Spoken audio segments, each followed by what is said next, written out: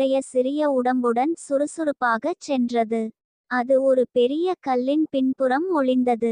பெரிய மீன்கள் புயலால் தள்ளி சென்று விட்டன. ஆனால் முத்து சௌகியமாக இருந்தது. புயல் நின்ற பிறகு பெரிய மீன் திரும்பி வந்தது. அது முத்துவை பார்த்து, நீங்கள் மிகவும் துணிவானவராக இருக்கிறீர்கள்.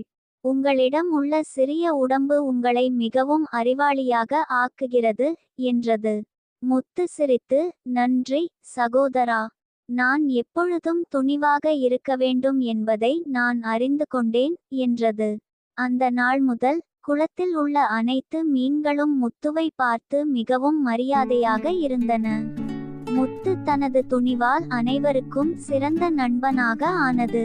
இந்த கதையின் முடிவு என்னவென்றால், உடம்பின் அளவு முக்கியமில்லை, மாறாக தன்னம்பிக்கையும் துணிவும் மிக முக்கியம்.